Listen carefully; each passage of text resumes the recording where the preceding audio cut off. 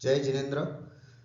स्वाध्याय का शुभारंभ मंगलाचरण से करते हैं। सभी लोग हाथ जोड़ करके मंगलाचरण के लिए तैयार हो जाए।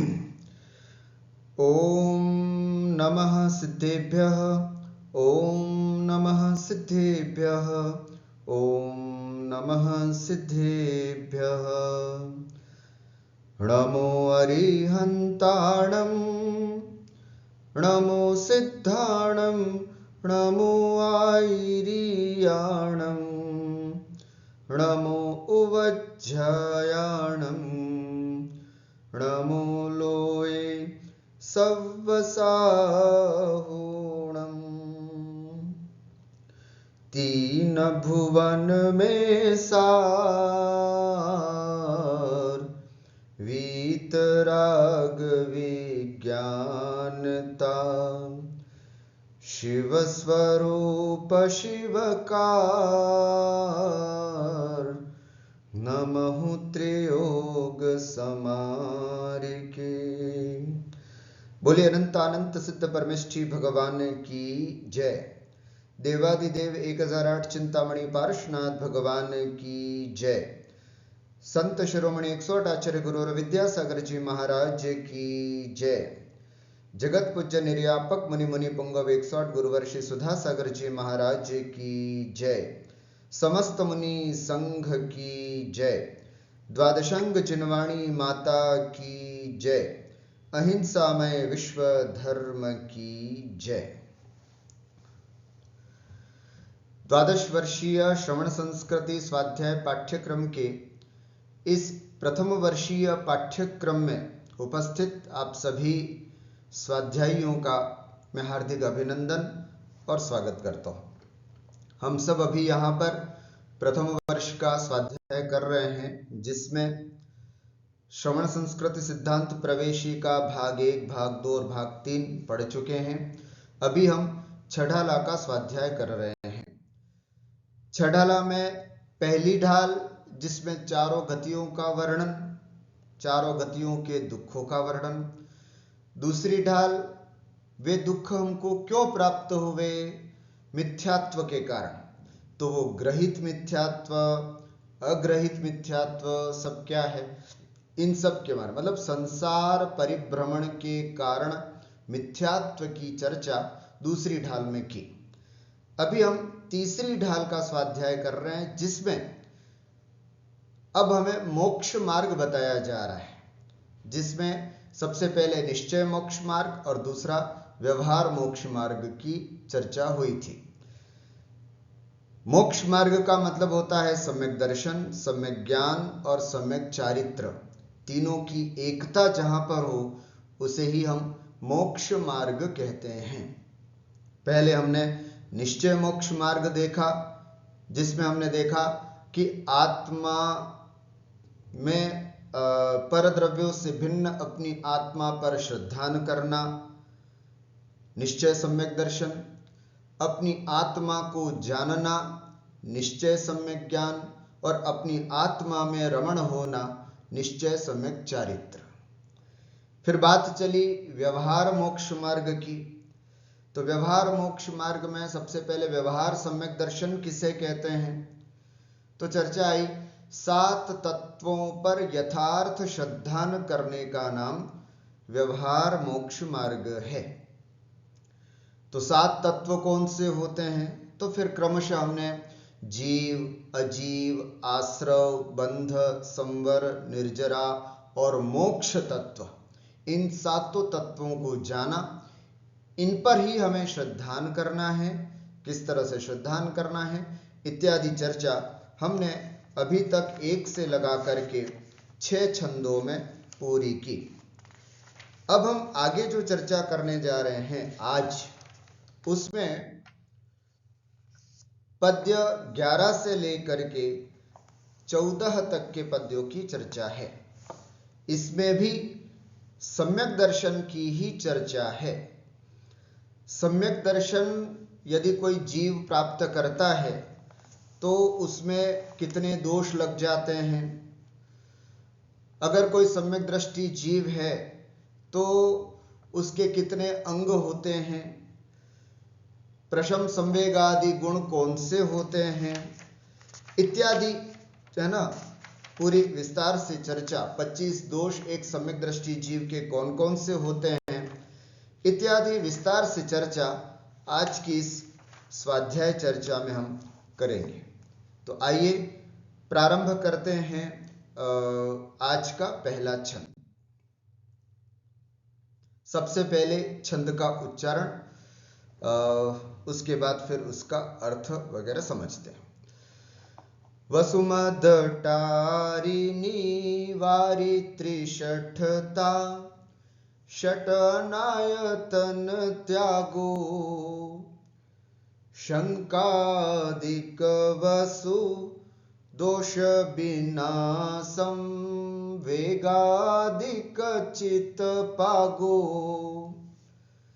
अष्ट अंग अरु दोष 25, तीन संक्षेपहु कहिए, बिन जाने ते दोष गुणन को, कैसे तजिए गए। क्या बता रहे हैं इसमें? सम्यक्त्व के 25 दोष और 8 गुण। यदि हमें सम्यक्त्व प्राप्त करना है तो, अथवा यदि हमें सम्यक्त्व प्राप्त हो गया है तो ध्यान रख करके इन 25 दोषों से रहित होना है और जो अच्छे 8 गुण बताए जा रहे हैं उन 8 गुणों से सहित होना है। शिष्य पूछता है, गुरुजी ये दोष और गुण क्यों बताए जा रहे हैं? तो लास्ट पंक्ति में लिखा है बहुत सुंदर बात, बिन जाने ते दोष गुणन को। बिन जाने ते, बिना जाने दोष और गुण को, अर्थात दोष और गुणों को बिना जाने कैसे तजिए गहिए, कैसे हम इसको छोड़ेंगे और कैसे इसको हम ग्रहण करेंगे। पहले ये तो जाने कि ये दोष हैं, ये गुण हैं। इसलिए आचार्यों ने सम्यक्त्व के दोष और गुणों की चर्चा की। पंडित दौलत राम जी ने भी यहाँ पर अपनी इस तीसरी ढाल में सम्यक्त्व के दोष कौन से हैं और सम्यक्त्व के गुण कौन से हैं उसकी चर्चा की है। और चर्चा करते हुए कहते हैं, हम इसलिए आपको ये दोष और गुण बता रहे हैं कि बिना दोष और गुणों को जाने आप कैसे इनको छोड़ेंगे और कैसे इनको ग्रहण करेंगे। इसलिए आइए तीन संक्षेपहु कहिए, उन दोषों और गुणों को संक्षेप में आपके सामने कहता हूं, उसको समझने की कोशिश करें। तो हम देखते हैं सम्यक्त्व के 25 दोष और 8 गुण क्या है। देखें, पंक्ति से देखें अर्थ क्या कह रहे हैं। वसु मद, अर्थात सम्यक्त्व के 25 दोष यहां पर सबसे पहले बताए जा रहे हैं, जिसमें से सबसे पहले वसु मद। वसु माने होता है 8 और मद माने होता है मद, अभिमान, मान आदि। 8 प्रकार के मद, मान अथवा अभिमानों को टारी छोड़ देना चाहिए, क्योंकि ये सम्यक्त्व के दोष कहलाते हैं, है ना। 8 प्रकार के जो मद होते हैं उनको टारी छोड़ देना चाहिए। दूसरा, त्रिषठता निवारी। त्रि माने 3, षठता, षठता का मतलब होता है मूढ़ता, मूर्खता, हिताहित का विवेक न होना, कर्तव्य अकर्तव्य का ज्ञान न होना, धर्म अधर्म की पहचान न होना, इसको कहते हैं मूढ़ता। ये मूढ़ता 3 प्रकार की होती है, इसलिए त्रिषठता निवारी, तीन प्रकार की मूढ़ता को निवारण करके हटा देना चाहिए, इसको भी हटा देना चाहिए। 8 प्रकार के मदों को टाल देना चाहिए, हटा देना चाहिए जीवन से। 3 प्रकार की जो मूढ़ता है ये भी नहीं होना चाहिए।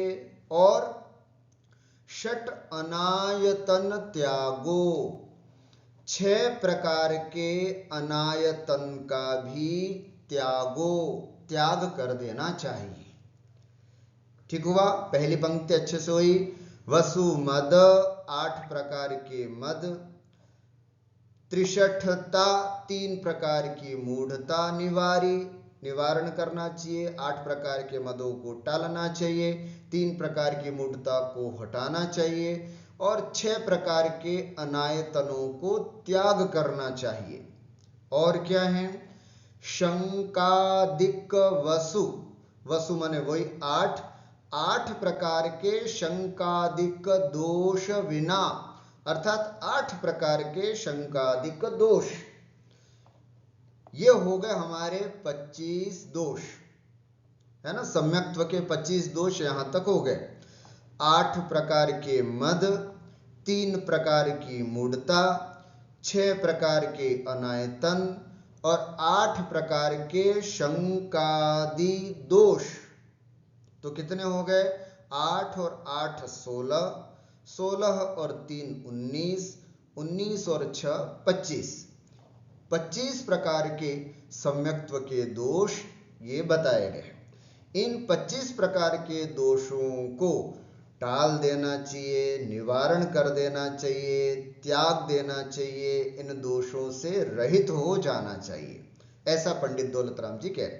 अर्थात कोई भी सम्यक दृष्टि जीव जिसको सम्यक्त्व प्राप्त हो गया है अथवा जो सम्यक्त्व की ओर उन्मुख है, ऐसा वह जीव इन 25 दोषों से रहित होने की पूरी कोशिश करता है। बहुत समझने की बात है, आज का पाठ बहुत ध्यान से सुनने वाला है, क्योंकि ये मद क्या होते हैं, मूढ़ता क्या होती है, अनायतन क्या होते हैं और दोष क्या हैं, इनको हम समझेंगे और इनको छोड़ने की कोशिश करेंगे। अगर हमारे अपने जीवन में है तो हम भी इसको त्यागेंगे।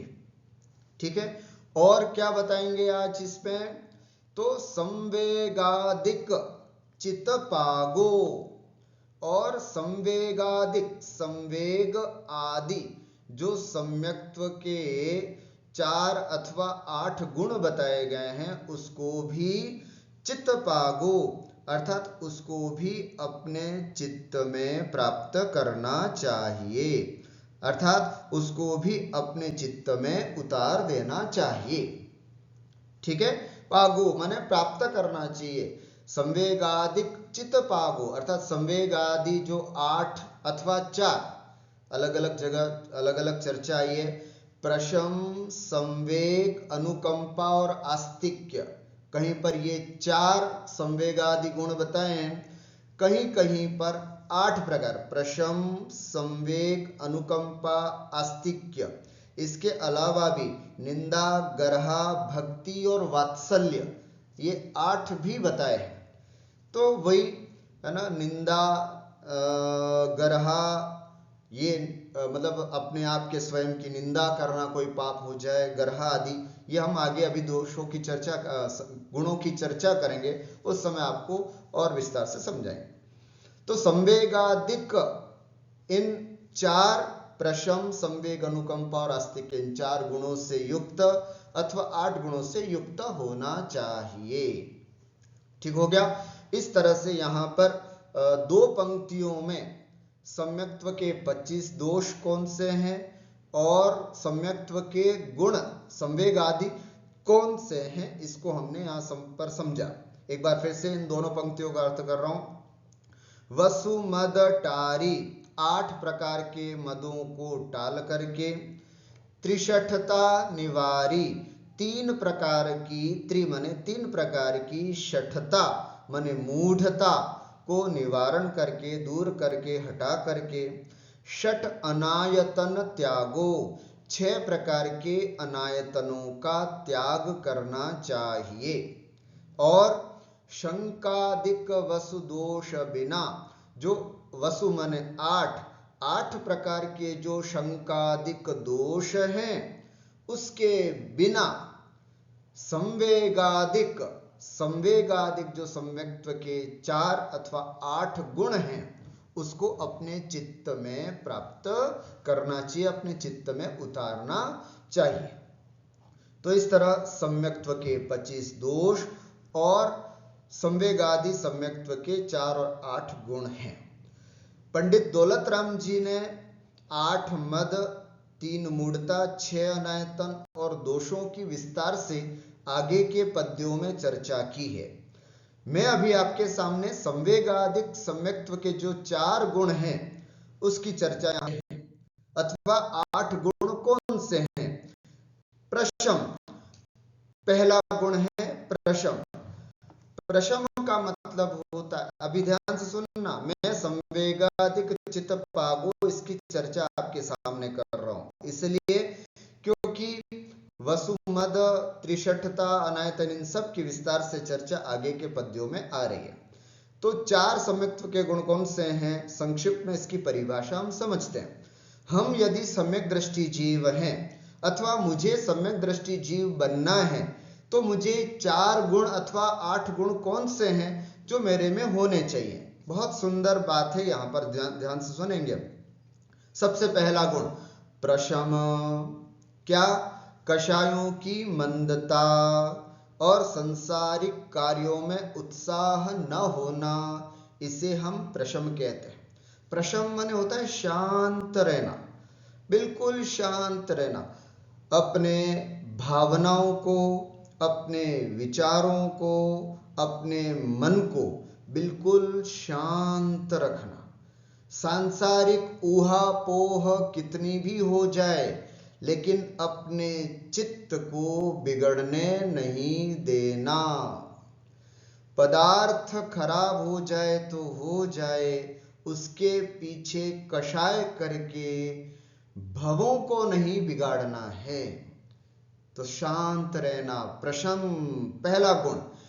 हम यदि सम्यक दृष्टि हैं अथवा हमें सम्यक्त्व की ओर उन्मुख होना है तो सबसे पहला गुण शांत रहना। देखो कितना बड़ा गुण है ये।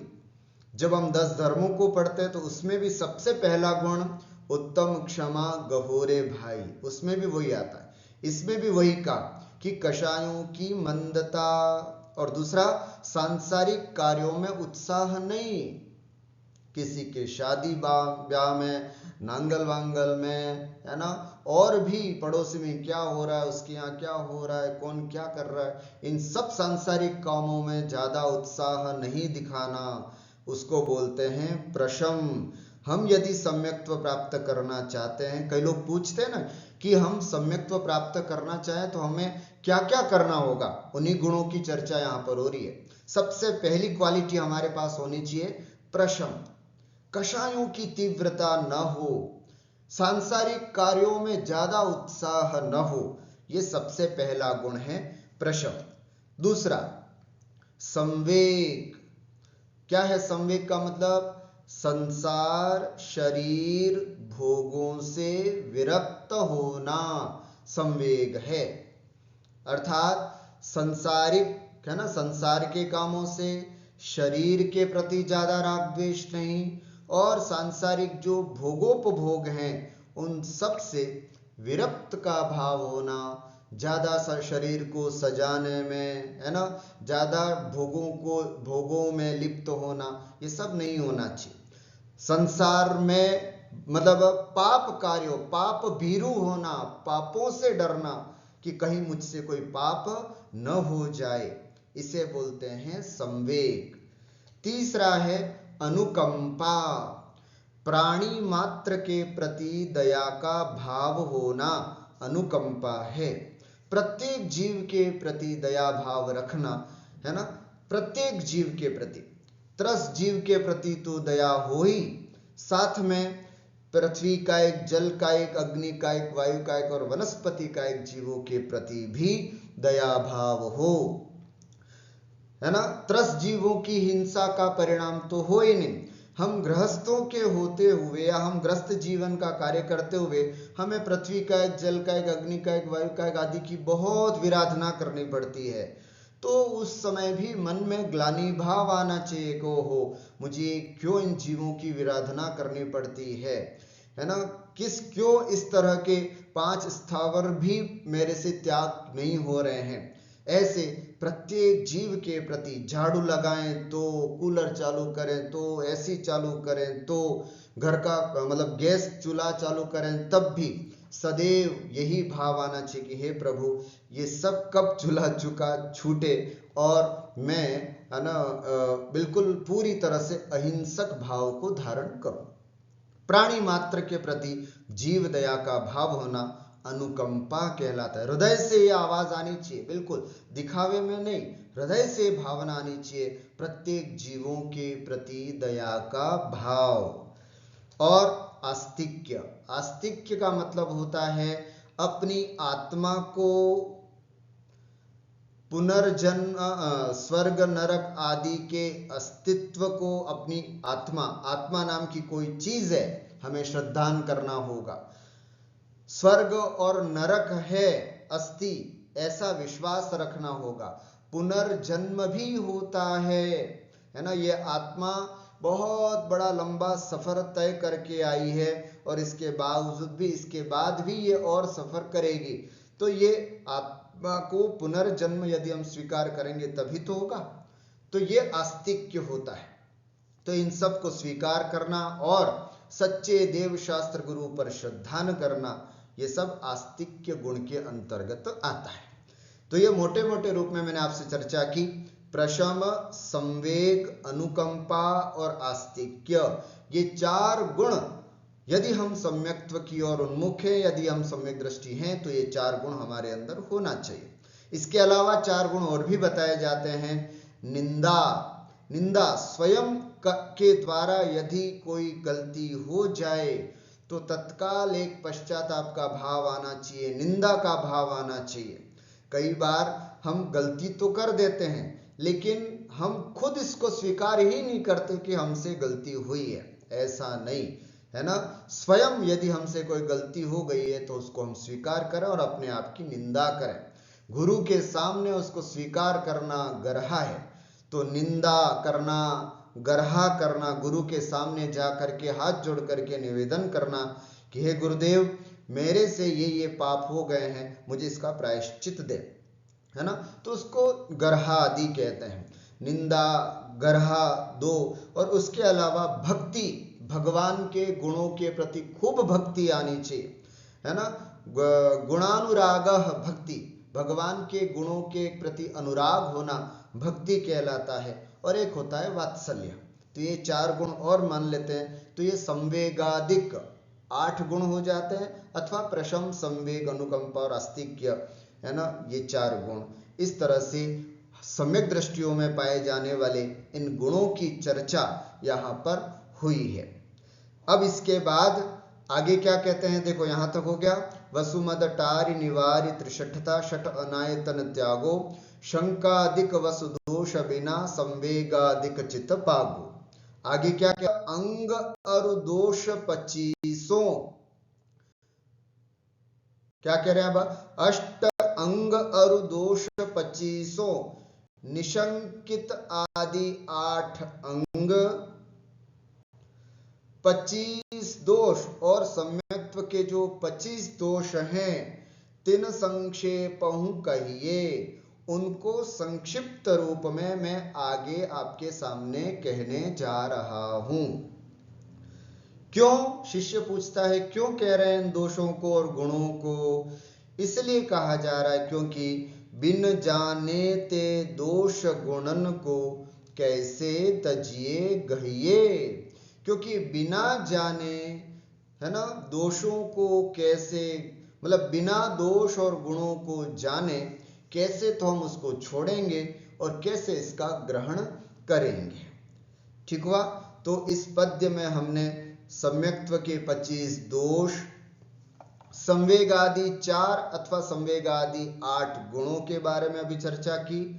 और आगे हम किसकी चर्चा करने जा रहे हैं वो भी सम्यक्त्व के 25 दोष और निशंकित आदि 8 अंग अथवा गुण समझ लो। निशंकित आदि 8 गुण और सम्यक्त्व के 25 दोष, इनकी भी चर्चा पंडित दौलत राम जी आगे के पद्यों में करने जा रहे हैं। ठीक हुआ। एक बार पूरे इस पद्य का सारांश मैं आपके सामने पढ़ लेता हूं। आठों मदों को छोड़ो, 3 मूढ़ताओं को मन से हटाओ, 6 अनायतनों को का त्याग करो, शंका आदि 8 दोषों को दूर कर, प्रशम संवेग अनुकंपा एवं आस्तिक्य आदि सम्यक्त्व की इन 4 भावनाओं को चित्त में धारण करो। ठीक हो गया। अब सम्यक दर्शन के 8 अंग और 25 दोषों का स्वरूप संक्षेप में कहते हैं। क्यों? क्योंकि दोष और गुण को जाने बिना जीव कैसे दोषों को त्यागे और गुणों को ग्रहण करे। इसलिए अब हम 25 दोष, शंकादि दोष, निशंकित आदि 8 अंगों के बारे में विस्तार से पढ़ते हैं। तो आइए अगली जो चर्चा है उसमें सबसे पहले सम्यक्त्व के 8 अंगों का ही निरूपण यहां पर किया जा रहा है। ठीक हुआ। सम्यक्त्व के 8 अंग जो हैं वे आपके सामने प्रस्तुत किए जा रहे हैं। ध्यान से सुनना। सम्यक्त्व के 8 अंग बताए जा रहे हैं। अगर उनको विपरीत कर देंगे तो यही 8 दोष हो जाएंगे। जो हमने सम्यक्त्व के 25 दोषों में 8 दोष बताए हैं वो ही इसके अंतर्गत आ जाएंगे। तो आइए एक बार इसका उच्चारण करते हैं। जिन वच में शंका न धार वृष, भव सुख वंछा भाने, मुनि तन मलिन न देख गिनावे, तत्व कुतत्व पिछाने, निज गुण अरु पर अवगुण ढाके, वाजिन धर्म बढ़ावे, कामादिक कर वृषते चिगते, निज पर को सुधि ढावे। सम्यक्त्व के 8 अंगों का निरूपण, 8 में से 6 अंगों का निरूपण इस 12वें पद्य में हुआ है। बाकी 2 अंगों का निरूपण आगे 13वें पद्य में हुआ है। तो अभी हम 6 अंगों को यहां पर समझते हैं, 2 अंग आगे में समझते हैं। सबसे पहले हम क्या समझ रहे हैं? सम्यक्त्व के 8 अंग, अर्थात एक सम्यक दृष्टि कोई जीव होता है तो उसके ये 8 अंग होते हैं। जैसे शरीर में 8 अंग जिसके होते हैं वही पुरुष सर्वांग माना जाता है। उसी पुरुष को हम सर्वांग कहते हैं, बाकी नहीं तो अपंग कहते हैं। क्या बोलते हैं उसको? अपंग बोलते हैं। उसी प्रकार सम्यक दृष्टि जीव के भी ये 8 अंग बताए गए हैं। अगर ये 8 अंग हैं तो वो सर्वांग माना जाता है। आइए कौन कौन से उसके 8 अंग हैं उसके बारे में चर्चा करते हैं। सबसे पहले जिन वच में शंकान धार, पहला अंग कौन सा है? निशंकित अंग। निशंकित अंग अर्थात जिन वच में, जिनेंद्र भगवान के द्वारा कहे गए वचनों में शंकान धार, शंका नहीं करना।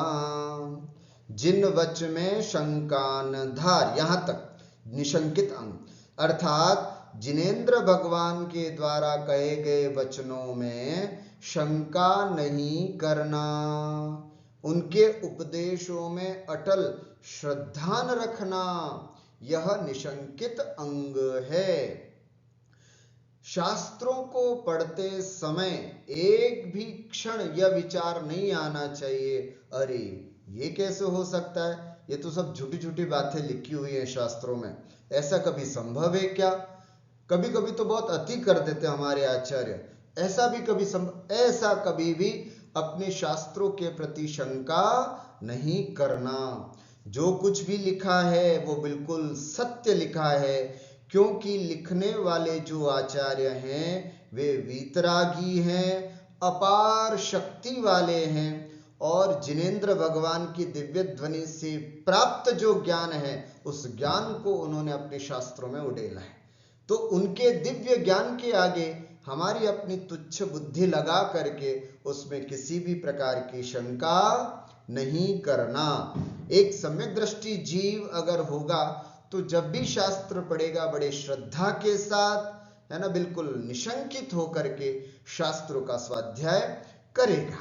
तो सबसे पहला अंग है निशंकित अंग, अर्थात जिनेंद्र भगवान के द्वारा कहे गए वचनों में शंका नहीं करना। उन्होंने कहा 5 मेरु तो 5 मेरु होते हैं। उन्होंने कहा कि असंख्यात द्वीप समुद्र होते हैं तो होते हैं। अगर उन्होंने कहा कि जम्बू द्वीप में 2 सूर्य और 2 चंद्रमा हैं तो अपनी वैज्ञानिक बुद्धि लगा करके अरे ये कैसे हो सकता है, हमको तो एक ही चंद्रमा दिखता है, एक ही सूर्य दिखता है, तो कुछ भी नहीं लगाएं। विज्ञान के साथ इसकी तुलना न करें, क्योंकि प्रायः मैं अपने चर्चा में कहा करता हूं विज्ञान और धर्म में अंतर है। जो सत्य है वो धर्म है, और जो सत्य की खोज में है उसे विज्ञान कहते हैं। विज्ञान अभी अधूरा है, वो सत्य की खोज कर रहा है, और धर्म जो है वो पूर्णतः सत्य है। तो इसलिए धर्म के सामने विज्ञान को उत्कृष्ट नहीं, बल्कि विज्ञान के सामने धर्म को उत्कृष्ट समझना चाहिए। बुद्धि में धर्म को स्थित रखें और फिर विज्ञान को तोलें कि देखो अभी विज्ञान ने इतना कोशिश की है, देखो और आगे आगे निकलेगा, क्योंकि जिनेंद्र भगवान ने ऐसा बोला है तो बात तो बिल्कुल यही पक्की है। ऐसा श्रद्धान हम सबको होना चाहिए। ऐसे यदि सम्यक दृष्टि है तो हमें ऐसा ही अटूट श्रद्धान अपने जिनेंद्र भगवान के प्रति या उनके वचनों के प्रति होना चाहिए। दूसरा, भव सुख वांछा भाने, है ना, वृषभव सुख वांछा भाने निकांक्षित अंग। दूसरा अंग कौन सा हमारा? निकांक्षित।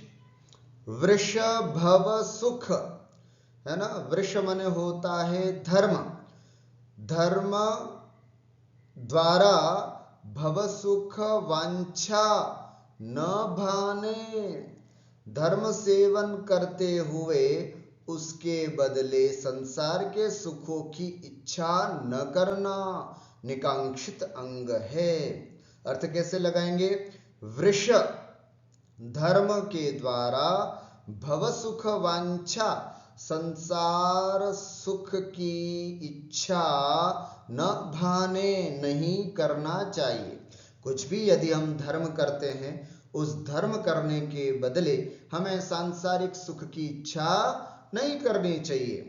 मैं यदि पूजन करता हूं उसके बदले हे प्रभु मेरी नौकरी लग जाए, गलत बात। मैं यदि उपवास एकासन करता हूं उसके बदले में ये भाव करूं कि मेरा बिजनेस, मेरा व्यापार अच्छा चले, इसलिए करता हूं, सम्यक्त्व में दोष, सम्यक दृष्टि नहीं हो सकता। मैं एकासन उपवास इसलिए कर रहा हूं कि बस मेरा पूरा परिवार हंसता खेलता फुलता रहे, है ना, सब लोग मस्त रहें, इसलिए ये सब कर रहा हूं।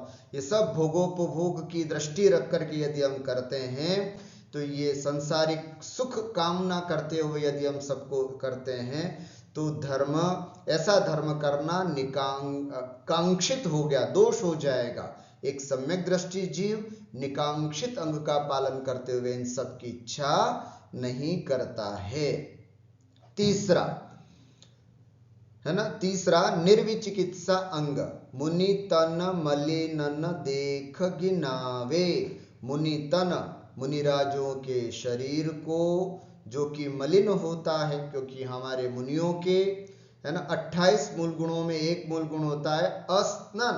वे स्नान नहीं करते, तो स्नान नहीं करते, अरे हमारे महाराज जी के स्नान नहीं करते तो देखो ना कितना मेल जमा रहता है ना, कभी कभी उनके शरीर से बदबू आती है। ऐसा भाव एक सम्यक दृष्टि कभी नहीं करता। अरे देखो महाराज जी के दांत पूरे टूट गए, कैसे बदबू आती है, मुझे नहीं जाना उनके पास, माता जी के पास नहीं जाना, ऐसा भाव नहीं आना चाहिए। मुनि तन मलिनन, मुनिराजों के शरीर, मलिन शरीर को देख करके न घिनावे, घिन नहीं आना चाहिए। अगर वैयावृत्ति का अवसर मिले तो वैयावृत्ति करने जाना, वैयावृत्ति करते समय ऐसा भाव कभी नहीं आना चाहिए कि देखो ना महाराज जी कितने गंदे हो रहे हैं, या महाराज जी को कितना मैल लगा हुआ है, ऐसा भाव नहीं आना। इसको बोलते हैं निर्विचिकित्सा अंग। देखिए क्या लिखा है, मुनिराज या अन्य किसी धर्मात्मा अर्थात आरिका, मुनि, आरिका, क्षुल्लक, क्षुल्लिका, ऐल्लक आदि इनके शरीर को मेला देखकर घृणा न करना सो निर्विचिकित्सा अंग है। कभी भी, है ना, कभी वैयावृत्ति करते समय, आहार दान देते समय, उनके साथ विहार करते समय, है ना, कभी भी घिन नहीं करना। कई बार होता है ना, मुनिराज माता जी कभी हमारे चौके में आहार कर रहे हैं, आहार करते समय आहार हो गया, कभी उनका, है ना, उल्टी हो जाए, है ना, अथवा उनकी वोमिटिंग हो जाए, अथवा अपने जब वो आहार के बाद बैठते हैं तो दांत साफ करते हैं, नाक साफ करते हैं, तो कुछ भी करें, किसी भी तरह से हमें घिन नहीं आनी चाहिए। एक सम्यक दृष्टि जीव बड़ी शांति से इन सब चीजों को देखता है, लेकिन कभी घृणा नहीं करता है। निर्विचिकित्सा अंग। उसके बाद आता है अमूढ़ दृष्टि। अमूढ़ दृष्टि, अमूढ़ दृष्टि अंग क्या, तत्व कुतत्व पिछाने। तत्व, तत्व माने खरे अर्थात सच्चे, और कुतत्व अर्थात खोटे तत्व, खोटे सिद्धांतों की परख कर मूढ़ताओं और अनायतों में नहीं फंसना, उसे सो अमूढ़ दृष्टि अंग है। क्या वास्तविकता है ना, क्या तत्व है, क्या कुतत्व है, क्या सही है, क्या गलत है, उसको पहचान करके, है ना, लोग जैसे कर रहे हैं ऐसी मूढ़ताओं में नहीं फंसना। अरे भाई दशहरे में तुम रावण नहीं जला रहे हो, अरे भाई हम क्यों जलाएं, हमारे शास्त्रों में कहीं रावण को जलाने की बात ही नहीं है, तो हम रावण क्यों जलाएं। सम्यक दृष्टि जीव कभी भी रावण जलाने की बात नहीं करता। इसी प्रकार बहुत सारे फेस्टिवल्स और बहुत सारी ऐसी बातें आती हैं, अरे भाई संक्रांति आ रही है, तुम लोग पतंग नहीं उड़ाओगे छत पे जा करके, अरे भाई हमारे शास्त्रों में ऐसी कोई बात लिखी ही नहीं है, और भला ऐसा कोई त्योहार हमारा होता ही नहीं है जिसमें हिंसा होती हो, और ये पटाखे जलाना, है ना, और पतंगे उड़ाना जिसमें बहुत सारी हिंसा होती है, ये भला हमारे त्योहार कैसे हो सकते हैं। हमारे त्योहार होते हैं दशलक्षण पर्व, हमारे त्योहार होते हैं अष्टानिका पर्व, जिसमें हम अपनी आत्म साधना करते हैं, अपनी आत्मा की उन्नति की ओर ले जाते हैं। काम वही अच्छा है जो हमें आत्मिक उन्नति कराए। वो कोई भी कार्य नहीं करना जिससे हिंसा हो, जिससे परिणाम खराब हो, जिससे पर्यावरण खराब हो, वो कोई भी काम, कोई भी त्योहार अच्छा हो ही नहीं सकता। और हमारे जैनों के कोई पर्व ऐसे नहीं है जिसमें ये सब चीजें हों। लेकिन लोक में देखा देखी आजकल सब लोग, अरे सब लोग ये काम कर रहे हैं, अपन भी ये करें, मूढ़ता, उसको बोलते हैं मूढ़ता, आगे चर्चा इसकी आएगी। तो ऐसे अमूढ़ दृष्टि होता है, वो तत्व कुतत्व को पहचानता है और इन सब अनायतनों में, मूढ़ताओं में नहीं फंसता है। ठीक हुआ। इसके बाद के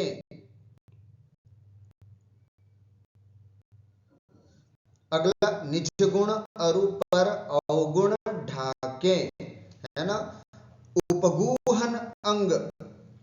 निज गुण, अपने गुणों को छिपाना, है ना, निज गुण, अपने गुणों को, अरु और पर अवगुण, और दूसरे के अवगुणों को प्रकट न करना, उसको भी छिपाना, अपने गुणों को और दूसरों के दुर्गुणों को जो ढाके, है ना, छिपाना, उसे बोलते हैं उपगूहन अंग। उपगूहन, कितनी सुंदर बात बताई। हमें क्या करना, अपने गुणों का बखान सबके सामने नहीं करना। बार बार कई लोगों की आदत है आत्म प्रशंसा करने की। दो लोगों के बीच में क्या बैठे, अरे भाई हम तो ऐसे करते हैं, हमारा परिवार तो ऐसे करता है, हमारे श्रीमान जी तो ऐसे करते हैं, हमारी श्रीमती जी तो ऐसे करती हैं, हमारे बच्चे तो ऐसे। बस अपनी ही अपनी तारीफ कभी नहीं करना, अपने ही गुणों की चर्चा नहीं करना, अथवा दूसरों के अवगुण को भी कभी दूसरों के सामने नहीं करना। अगर भाई फलाना व्यक्ति तो बुरा है, ये तो यही करता है, वो करता है, अपने गुणों की दूसरों के अवगुणों की कभी नहीं चर्चा करना। चर्चा करना तो अपने दुर्गुणों की, अरे यार मेरे में ये कमी है ना, ये आदत एक ऐसी लगी हुई मेरी आज तक नहीं छूट रही है, क्या करूं ये मेरे अंदर कमी है। अथवा दूसरों के गुणों की, देखो ना यार वो व्यक्ति रोज मंदिर जाता है, रोज शांति से बैठ करके पूजा करता है, मुझे उसको देख करके बहुत अच्छा लगता है, मैं कब अपनी शांति से बैठ करके पूजा प्रारंभ करूं, मैं कब दान दूं। ऐसे दूसरों के गुणों को देख करके प्रसन्न होना, इसको बोलते हैं उपगूहन। क्या लिखा, अपने गुणों को छिपाना और दूसरों के अवगुणों को प्रकट न करना तथा आत्मधर्म को बढ़ाना, निर्मल रखना, दूषित नहीं होने देना, उसे ही उपगूहन अंग कहते हैं। समझ में आया? उपगूहन का मतलब दूसरों की निंदा नहीं करना और अपनी प्रशंसा नहीं करना, बस अपने आत्म धर्म को, अपनी आत्म शक्ति को, अपनी आत्म विशुद्धि को निरंतर बढ़ाए रखने की भावना करना, इसको कहते हैं उपगूहन अंग। उपगूहन का अर्थ होता है छिपाना। सामान्य रूप से किसको छिपाना, अपने गुणों को और दूसरों के दुर्गुणों को छुपा के रखना, उसे हम उपगूहन बोलते हैं। फिर उसके बाद छठा आता है वाचिन धर्म बढ़ावे, है ना।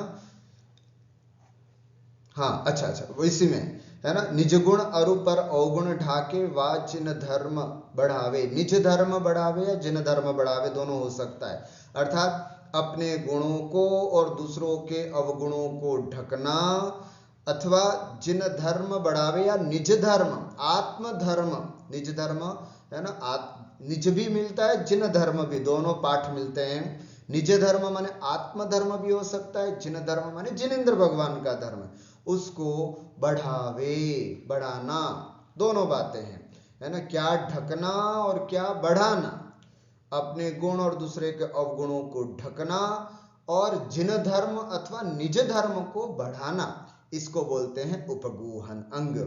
छठा है स्थितिकरण अंग। कामादिक कर वृषते चिगते, निज पर को सुधिडावे। क्या कहा, कामादिक कर, कामादिक माने काम, क्रोध, मान, माया, लोभ आदि, ये सब आ गए कामादिक में। कामादिक कर अर्थात काम, क्रोध, मान, माया, लोभ आदि किसी भी विकार के कारण वृषते चिगते, वृष मने होता है धर्म, वृषते चिगते अर्थात धर्म से जो डिग रहा है, चलायमान हो रहा है, चिगते मने चलायमान हो रहा है, ऐसे व्यक्ति को निज पर को सुदृढ़ावे, ऐसे स्वयं को भी या कोई दूसरा भी हो उसको सुदृढ़ावे, अपने धर्म में दृढ़ करना स्थितिकरण अंग होता है। फिर से देखना बहुत अच्छे से, कामादिक कर वृषते चिगते, निज पर को सुदृढ़ावे, है ना। निज और पर को स्थिर करने का नाम स्थितिकरण है। पहली बात, अपने को या दूसरे को धर्म में स्थिर करना, इसी का नाम स्थितिकरण है। कैसे, काम, क्रोध, मान, माया, लोभ, कोई लोभ के वश धर्म भ्रष्ट हो जाता है, कोई क्रोध के वश अपने धर्म से विरुद्ध हो जाता है, कोई मायाचार या मान के वश अपने धर्म से विरुद्ध हो जाता है। तो काम, क्रोध, मान, माया, लोभ आदि के कारण वृषते चिगते, धर्म से यदि डिग रहा है, कौन, स्वयं या कोई दूसरा, उसको अपने धर्म में वापस स्थिर करना स्थितिकरण अंग है। क्या लिखा, काम, क्रोध, मान, माया, लोभ आदि किसी विकार वश से यदि धर्म से कोई चलायमान हो गया हो, तो उस समय जिस तरह बने, है ना, उसको संबोधन करके, उसको समझा करके, उसको कुछ प्रलोभन दे करके, जिस तरह बने अपने को या अपने अथवा उस व्यक्ति को धर्म में दृढ़ करना सो स्थितिकरण अंग है। वारिशेण मुनि ने पुष्पडाल मुनि को स्थिर किया था, है ना। वारिशेण मुनि ने पुष्पडाल मुनि को अपने धर्म से च्युत हो रहे थे, तो उन्होंने अपनी रानियों की सुंदरता को दिखा करके कहा कि देखो, मैंने इतनी रानियों को छोड़ करके अपनी दीक्षा लिए, तुम एक अपनी कानी रानी को नहीं छोड़ सकते। ऐसे करके वो डिग रहे थे, उनको धर्म में वापस स्थिर किया। ऐसे सैकड़ों उदाहरण शास्त्रों में प्राप्त होते हैं।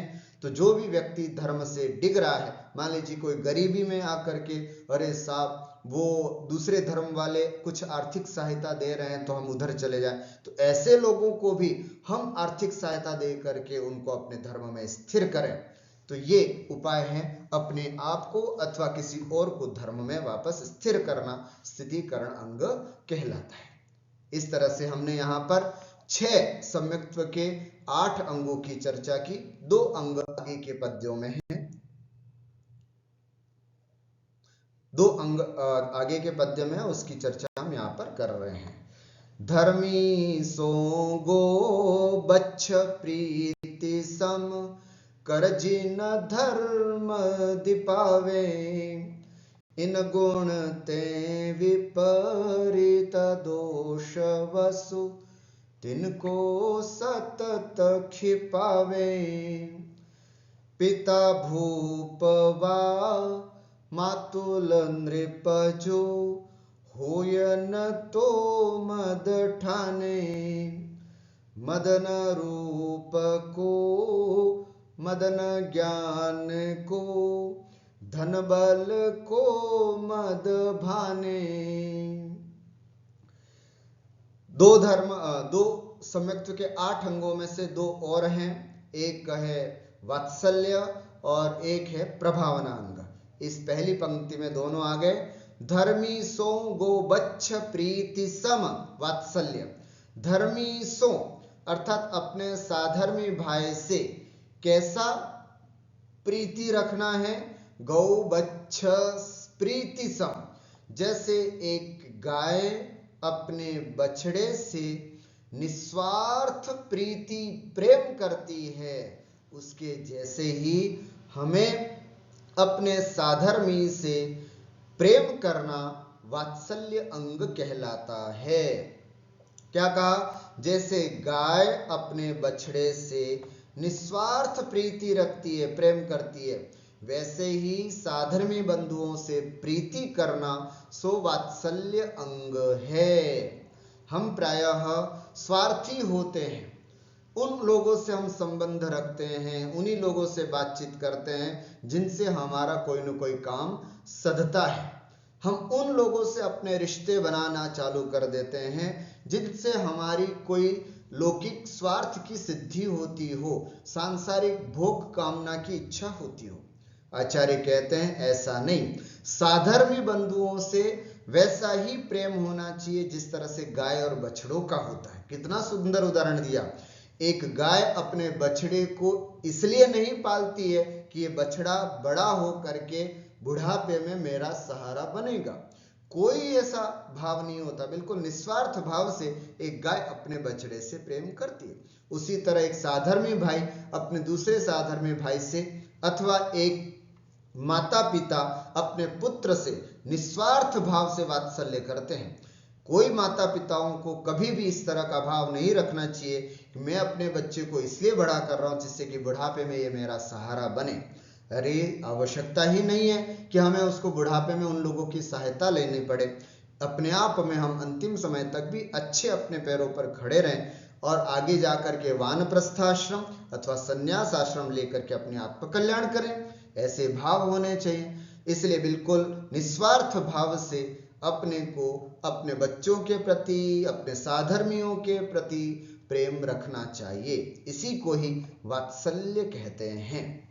फिर प्रभावना किसे कहते हैं, तो कर जिन धर्म दीपावे। बस धर्मी सो गो बच्छ प्रीति सम कर, यहां तक जो है वात्सल्य अंग का है। फिर प्रभावना अंग जिन धर्म दीपावे, जिन धर्म मने जिनेंद्र भगवान का धर्म। कैसे दीपा में? अज्ञान रूपी अंधकार को दूर करने के लिए मंदिर आदि का निर्माण करके जैन धर्म की प्रभावना की जा सकती है। जैन साहित्य का प्रचार प्रसार करके धर्म की प्रभावना की जा सकती है।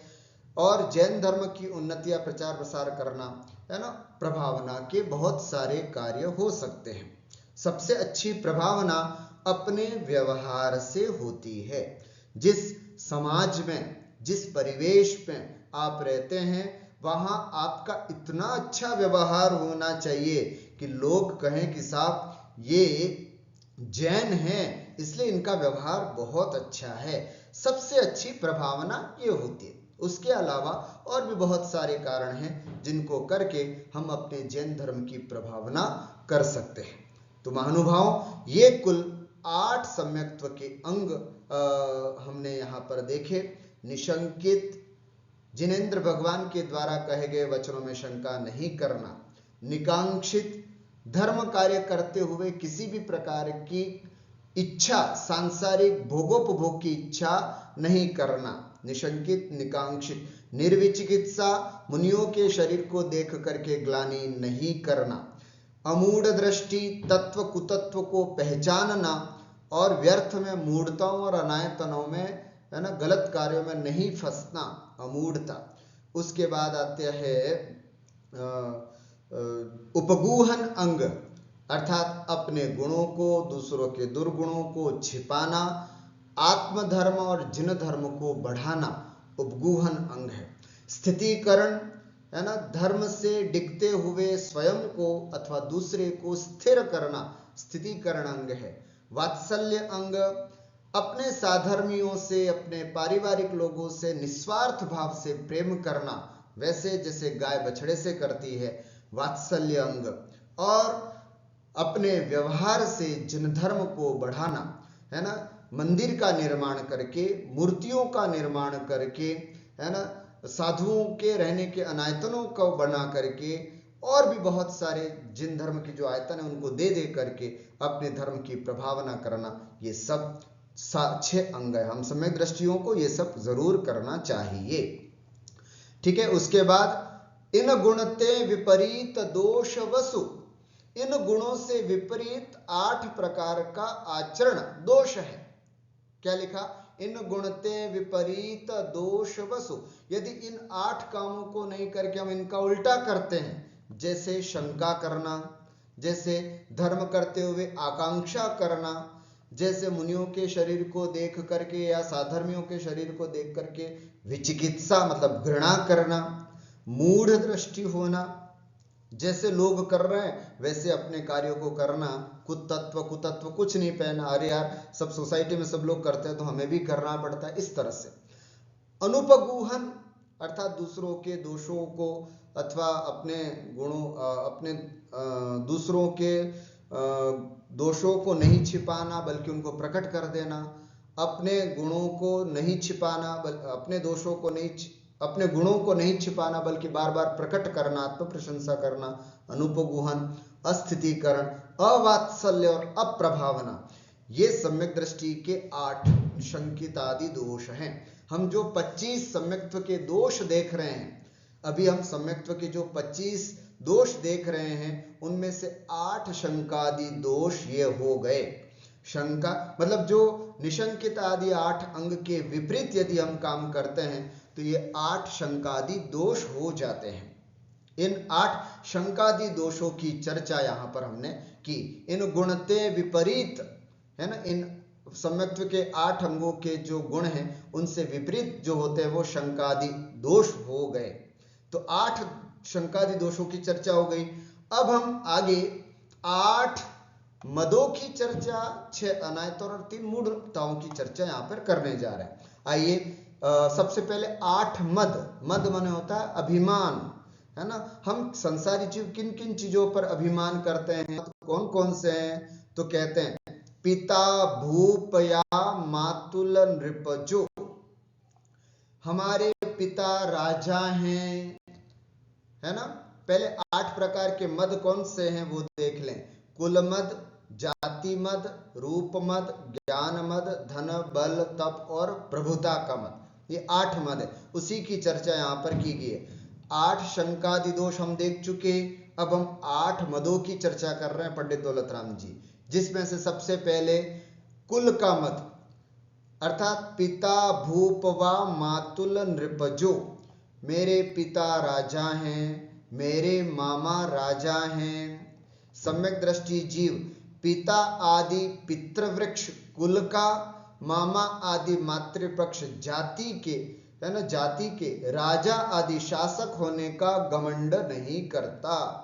कई बार होता है ना, हम लोग अपनी जाति का या अपने कुल का, अरे हमारा मामा का परिवार तो बहुत बड़ा है, तुम क्या जानते हो, कभी उनसे मिलोगे ना तो तब तुम्हें असलियत पता चलेगी कि हम लोग कौन हैं। अरे हमारे दादा बड़दादा, अरे हम उस खानदान के लोग हैं, अरे हमारा परिवार तो ऐसा है। इस तरह के घमंड करना, मद करना, यह सम्यक दृष्टि का लक्षण नहीं है। कोई भी सम्यक दृष्टि जीव इस तरह का कार्य नहीं करता। अगर कोई करता है तो वो अपने सम्यक्त्व में दोष लगाता है। तो पिता का जो कुल होता है, पिता का जो पक्ष होता है उसको बोलते हैं कुल, कुल मद, और मामा का जो पक्ष होता है उसको बोलते हैं जाति का। तो कुल का मद जाति का मद नहीं करता, और होयन तो मद ठाने, इन मदों को वो बिल्कुल नहीं करता है। मदन रूप को, अपने रूप का, मैं कितना सुंदर हूं, मैं कितना गौरवर्णी हूं। देखो कितने लोग काले, अपने रूप के मद का मतलब क्या, अपने रूप का मतलब है कि दूसरे के कुरूप को देख करके जो घृणा का भाव आता है उसे भी कहते हैं अपने रूप का मद होना। देखो कितना काला है ये व्यक्ति, देखो ना कितना खराब है इसकी आकृति, ये कितना खराब लग रहा है। इस तरह का भाव करना भी अपने रूप का मद करना ही कहलाता है। हमेशा अपने रूप की प्रशंसा करना नहीं, दूसरे के रूप का तिरस्कार करना भी अपने रूप के मद में आता है। तो मदन रूप को, रूप का मद नहीं करना चाहिए। मदन ज्ञान को, ज्ञान का मद भी नहीं करना। अपने रूप का, ज्ञान का, धन संपत्ति का, बल, अपनी शक्ति का मद अर्थात घमंड न भाने, नहीं करना चाहिए। एक सम्यक दृष्टि जीव पिता पितृपक्ष के अच्छे होने पर कुल का मद नहीं करता। मातुल नृप, नृप मने राजा, भूप मने राजा, राजा मने बड़े खानदान का, मेरे पितृपक्ष बहुत बड़े पैसे वाले हैं, मेरे मामा पक्ष बहुत पैसे वाले रिच फैमिली हैं। इस तरह से कुल और जाति का मद नहीं करता। हमें रूप का मद, ज्ञान का मद, धन का मद, बल का मद और तपस्या का मद, धन बल को मद भाने, अर्थात धन का मद और बल का मद भी हमें नहीं करना चाहिए। यहां तक कुल 6 मदों की चर्चा हुई है ना। उसके बाद अगली कारिका में शेष 2 मद, तप और प्रभुता का मद यहां पर बताया गया। क्या कहा, तप को मद न मदजु प्रभुता को, करे न सो निज जाने, मद धारे तो यही दोष वसु, समकीत को मल ठाने, कुगुरु कुदेव कुवृष सेवक की, नहीं प्रशंस उचरे, जिन मुनि जिन श्रुत बिन कुगुरादिक, तिन्हें न नमन करे। क्या कह रहे हैं, कुल का मद, जाति का मद, रूप का मद, ज्ञान का मद, धन का मद और बल का मद पिछली पद्य से देखा। अब इस पद के ऊपरी पद में दोनों मदों का मत बताया। तप को मद न, तपस्या का मद भी नहीं करना। अरे तुम्हें पता है 10-10 उपवास करने की क्षमता रखते हैं हम, हम हमेशा अष्टमी चतुर्दशी का एकादशी करते, तुम क्या करते हो, तुम तो एक दिन भी भूखे नहीं रह सकते। इस तरह का अभिमान घमंड कभी नहीं करना। हर आत्मा की अपनी शक्ति होती है ना। कई सब हमारा ये आत्मा का संस्कार है कि हमने पहले किए हैं तपस्याएं, इसलिए हम इस बार 8 उपवास 16 उपवास 32 उपवास कर पा रहे। लेकिन इसका मतलब यह नहीं कि किसी और की शक्ति को हम छिपा दें। तो कभी नहीं, कभी भी किसी के तपस्या न करने पर उसका अपमान नहीं करना। तप का मद कहलाता है, करते हैं तो तप का मद कहलाता है। तप को मद न, तपस्या का मद नहीं करना। सम्यक दृष्टि जीव अपनी तपस्या का और मदजु प्रभुता और अपनी प्रभुता का, अपने उच्च पद का कभी घमंड नहीं करता, है ना। हम समाज के अध्यक्ष हैं, हम समाज में बहुत पैसे वाले हैं, मैं इतनी बड़ी पोस्ट पर काम करता हूं, तुम्हें पता है ये बहुत बड़ा ऑफिसर है, इस तरह से अपने पद का घमंड करना। और जब कभी शास्त्र सभा में जाएं तो अरे हम नीचे थोड़ी बैठेंगे साहब, हम तो इतने बड़े हैं, हमें कोई अच्छी व्यवस्था होनी चाहिए। धर्म सभा में भी इस तरह का भाव करना, ये सब प्रभुता का मद कहलाता है। ऐसा भाव कभी नहीं, कोई सम्यक दृष्टि नहीं करता है। तो अपने उच्च पद का भी घमंड नहीं करना चाहिए। तप को मदना मदजु प्रभुता को, प्रभुता का मद भी नहीं करे। करे न सो निज जाने, इस तरह का जो व्यक्ति होता है वो निज न जाने, अपनी आत्मा को नहीं जानता है, वही व्यक्ति इस प्रकार के मदों को करता है। और कहते हैं मद धारे तो यही दोष वसु, समकित को मल ठाने।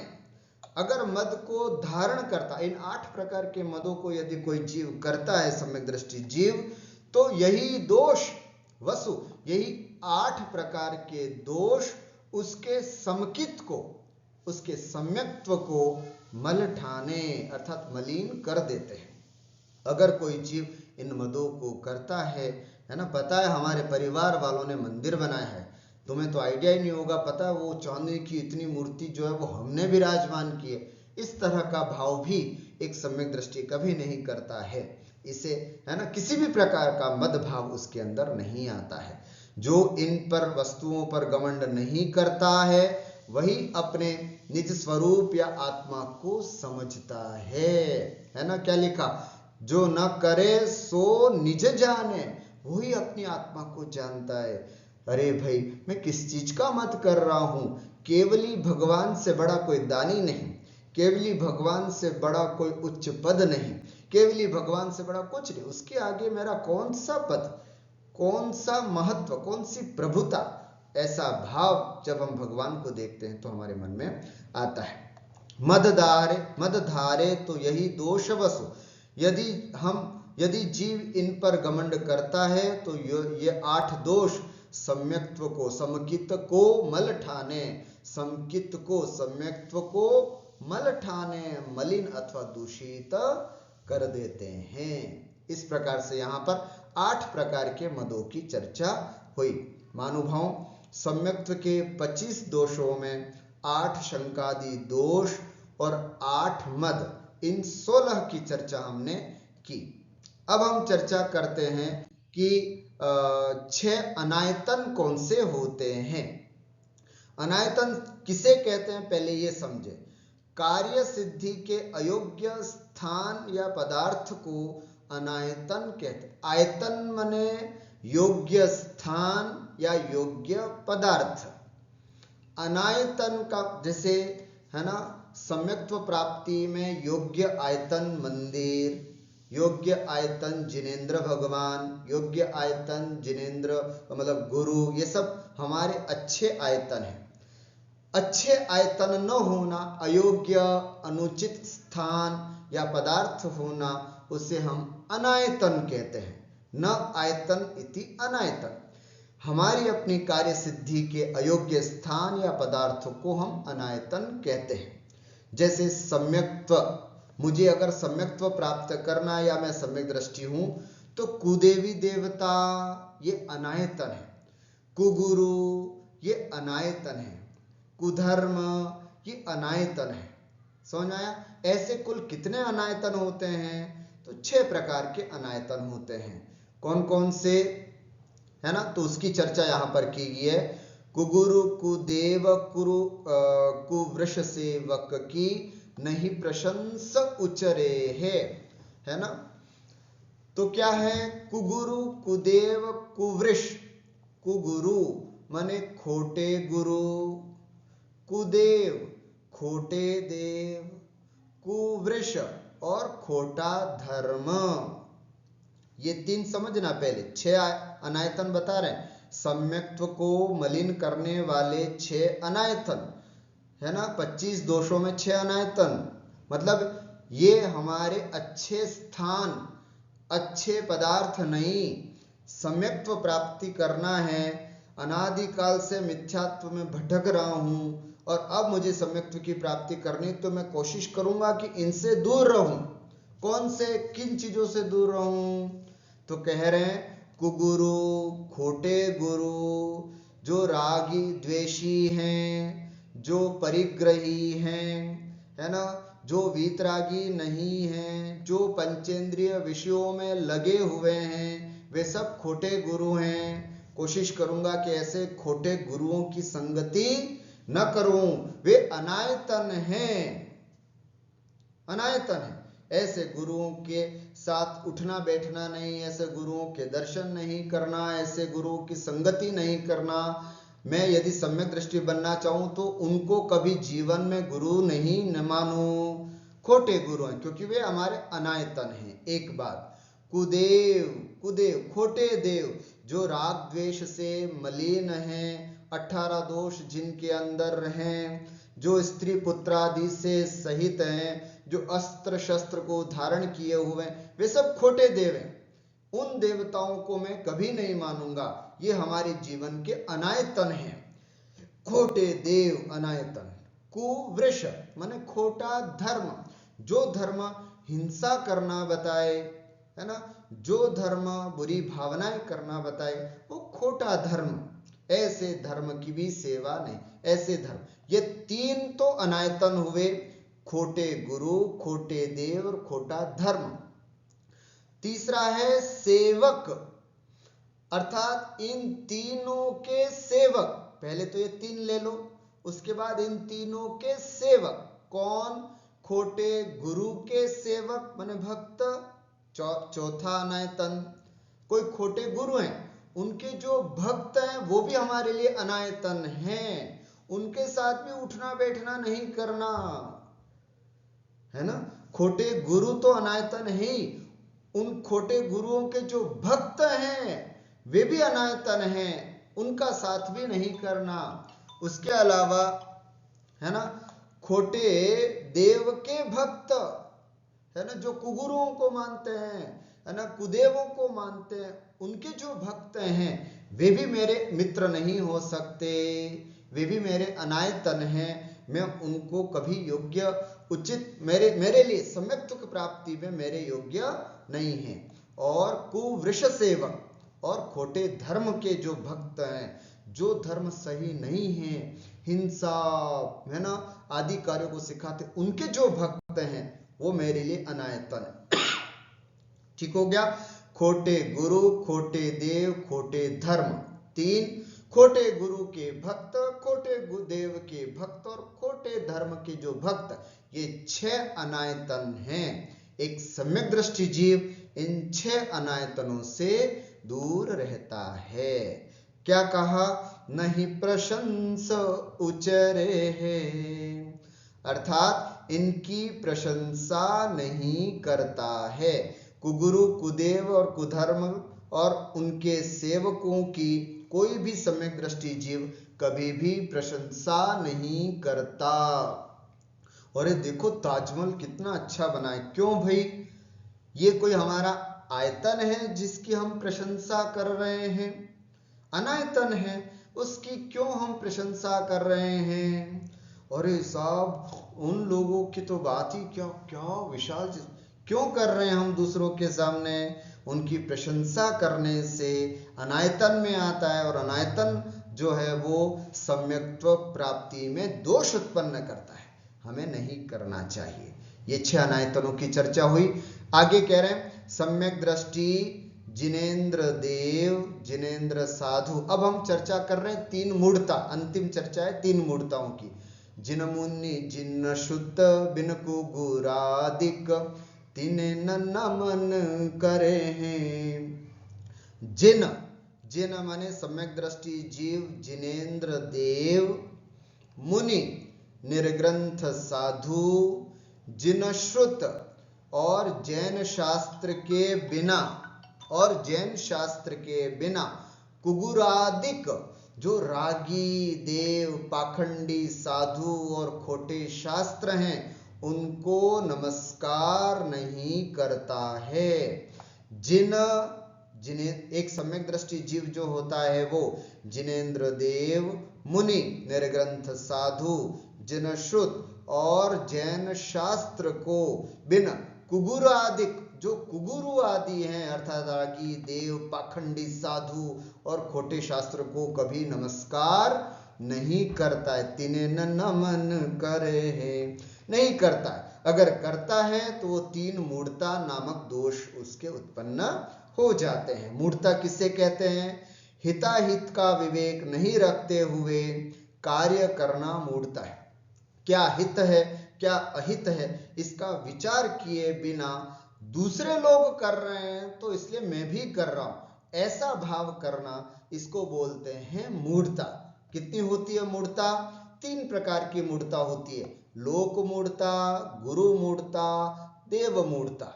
लोग जैसा कर रहे हैं वैसा काम करना लोक मूढ़ता। हिताहित का विचार न करके जो भी लोग मान रहे हैं कि ये गुरु हैं तो मैंने भी उनको गुरु मान लिया, गुरु मूढ़ता। और लोग इनको देव मानते हैं, मैंने भी इनका अपना देव मान लिया, देव मूढ़ता। अरे भाई मेरे तो सच्चे जिनेन्द्र देव ही सच्चे देव हैं, है ना। निर्ग्रंथ साधु ही मेरे गुरु हैं और सच्चे शास्त्र ही मेरे शास्त्र हैं। कुगुरादिक जो है इनको मैं नमस्कार नहीं करता। तो इस प्रकार से 3 मूढ़ताओं से भी एक सम्यक दृष्टि जीव जो है वो दूर रहता है। हमने चर्चा की अभी, है ना, शंकादिक 8 दोष की, है ना, और 8 मद, 8 और 8 16, 6 अनायतन 16 और 6 22 और 3 प्रकार की मूढ़ता 25। ये 25 दोष को कभी भी सम्यक दृष्टि जीव नहीं करता है। साथ ही हमने एक सम्यक दृष्टि जीव के संवेग आदि 4 अथवा संवेग आदि 8 गुण कौन से होते हैं अथवा निशंकित आदि एक सम्यक दृष्टि के गुण कौन से होते हैं उनको भी विस्तार से समझा। आज हमने जितने दोष है हमारे, अगर इनमें से कोई दोष हमारे पास हो तो उसको हम दूर करें, और जो गुण अभी तक हमने नहीं अपनाए, प्रशम, संवेग, अनुकंपा, आस्तिक्य में से अथवा निशंकित, निकांक्षित, निर्विचिकित्सा, मूढ़ दृष्टि, गुण, स्थितिकरण, वात्सल्य और प्रभावना, इन अंगों में से यदि हमने कोई अच्छे गुण हमारे जीवन में नहीं है तो आज से कोशिश करें इन गुणों को भी हम अपने जीवन में धारण कर अपनी आत्मा का कल्याण करें। इसी मंगल भावना के साथ मैं अपनी बात को विराम देता हूं। बोली द्वादशांग जिनवाणी माता की जय।